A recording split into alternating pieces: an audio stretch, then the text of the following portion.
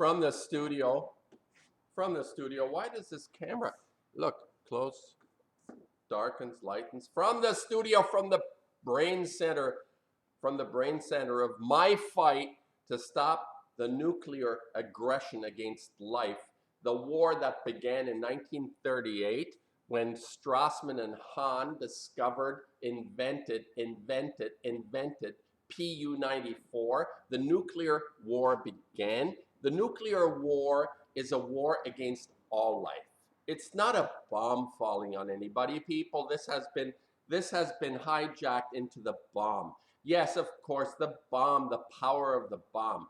But the actual power of this nuclear war is in the continuous radiation that is being emitted from 450 some plants or 420 plants plus research facilities. You're way over 600 facilities that are daily saturating our biology, what is called the ecology, with nuclear fission material. Fission, the age of fission, what I have called the age of fission, began in 1938 when this material was invented, plutonium-94. It came out of uranium.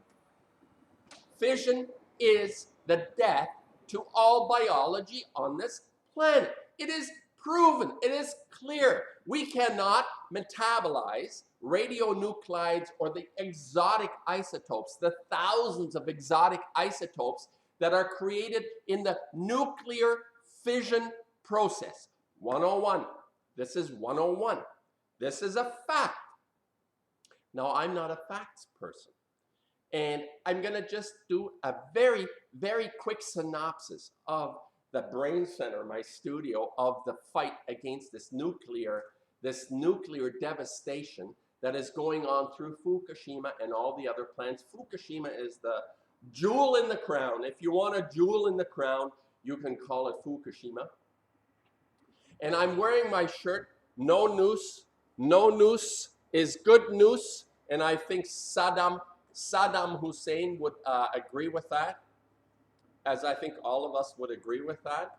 And I'm going to just give a little quick synopsis of what it is that I have understood through my own expertise as a painter, what it is that I do that could be of value, to someone else. It's definitely of value to me. I've been doing it long enough, and I haven't lost the excitement of coming to the studio and making something. I surprise myself, actually. It's a good feeling to be surprised, and in a good way. I mean, surprised in a good way, not a bad way. Maybe even bad way sometimes. It's like if something doesn't work, I should stop rambling. So what I want to just refer to, and it's been a few days since I've made a video. I want to continue to be a presence. And whoever checks in on my channel, I want to make sure that the people that are actually feeling this on a level that they check in with my channel. I want to reiterate something that I've understood. Number one, this is sort of the principle of waking up in the morning. It's the principle of being me, of being a human being. And what I understand is I feel in the morning when I come to the studio, not in so many words, but there is something in me. There is something in me that needs to be expressed. And I have said this, I'll call it, I'm on a mission. I'm on a goddamn mission. And to do something for over 40 years that is relatively unrecognized. I mean, I've had my success stories. I've had my enjoyments in being able to promote and get my work out, but that stopped in the last 4 years, principally in the last 4 years. It started just a little bit before Fukushima, but it really escalated. There has been virtually zero activity on my being able to exhibit my work.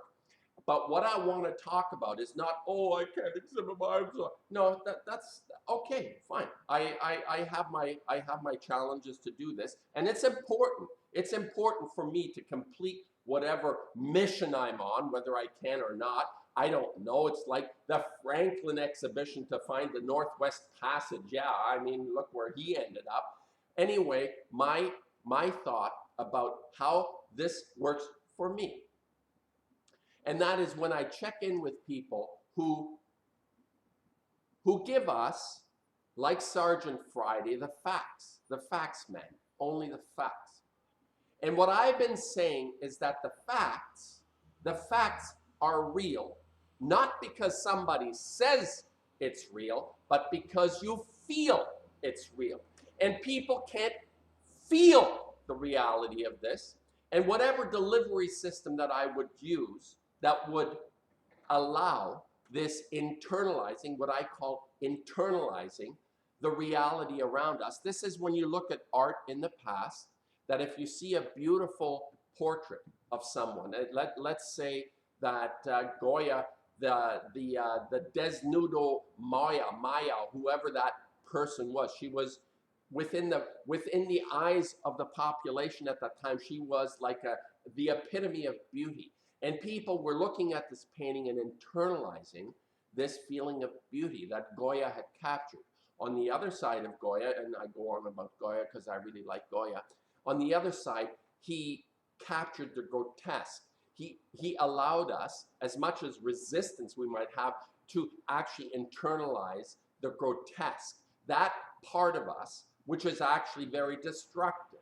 And he was able to do that through his work. Some say maybe he went over the top with limbs hanging off trees and heads off. And well, Isis is doing all that in a real way. Goya was painting, he was drawing, he was doing his etchings, the disasters of war, to allow people to internalize the gravity of the situation, of the facts, just the facts, man. But it's way beyond the facts. We're way beyond the facts, people. We're way beyond the facts. That's what I'm trying to say. And there is no easy way to say this. And I'm not going to disparage anybody because that doesn't work. To insult and disparage and to create vulgarities on top of the vulgarity of the destruction doesn't work. And I've understood this. This is something that occurred to me over the last 6 months, 7 months. I've been growing in this understanding. And in order to draw people in to my ideas, which is what I want, I'm not just saying, well, I don't care if you believe me or not. I care a lot.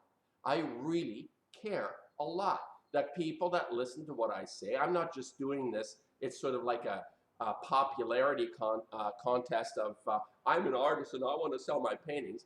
I've progressed from that, you know, believe it or not. There's still a few people that come on and say, I'm just trying to sell my work and promote my work.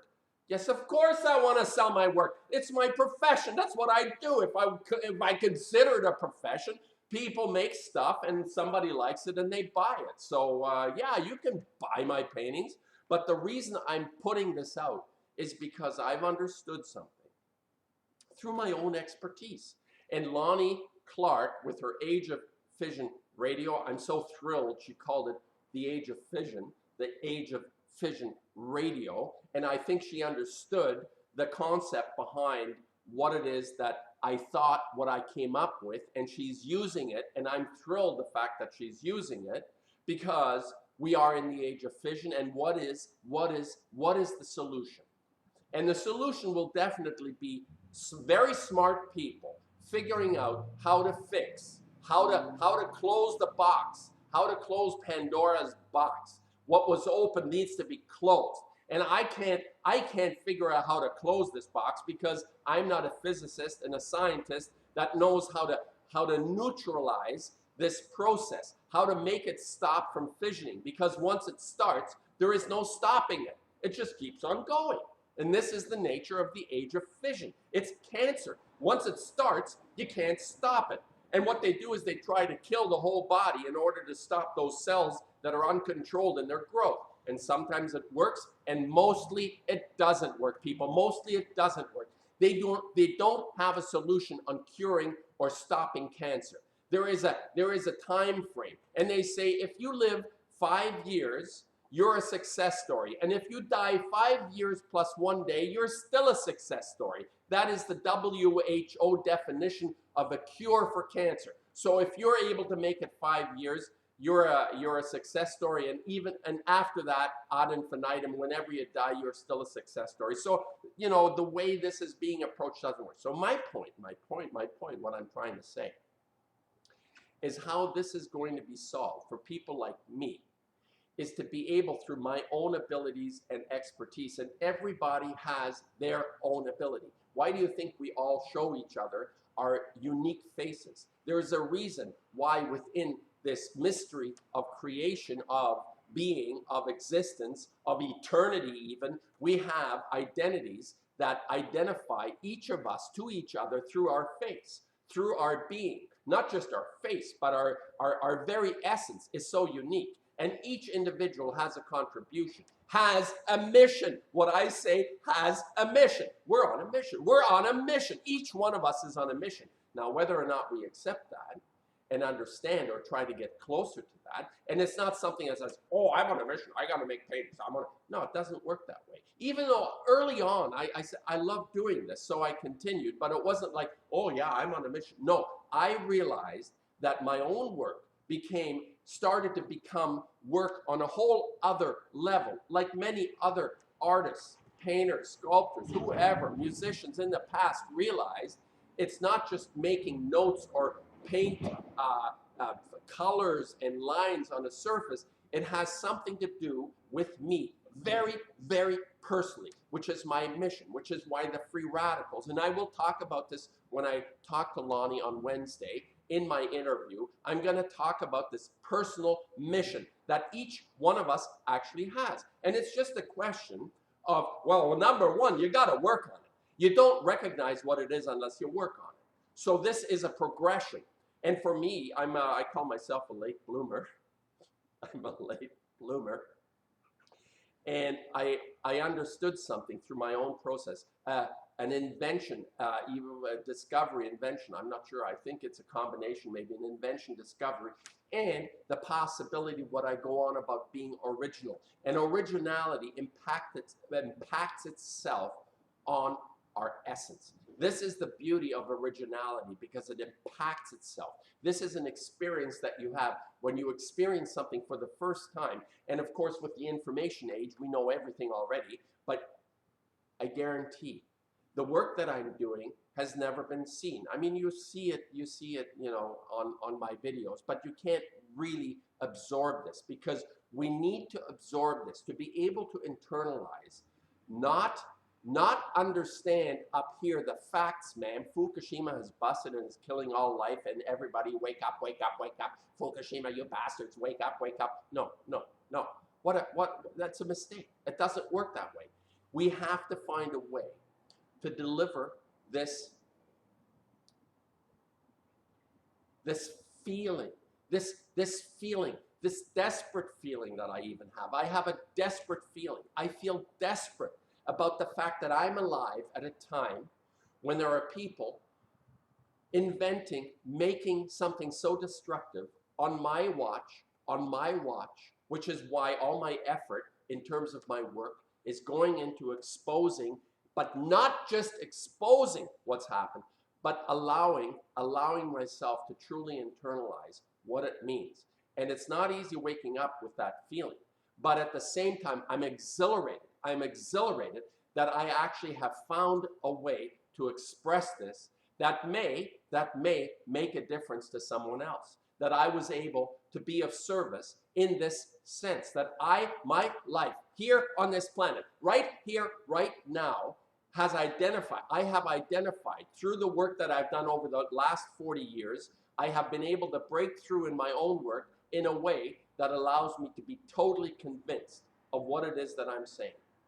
And that is that we need, the facts are great. Just listen to all the people giving the facts. But if you don't internalize it in some way, through your own work, through your own expression, through your own absorption, through my absorption, not just you, it's me every day. This is the core of our epiphanies and of our, in a biblical sense, of our sort of being reborn.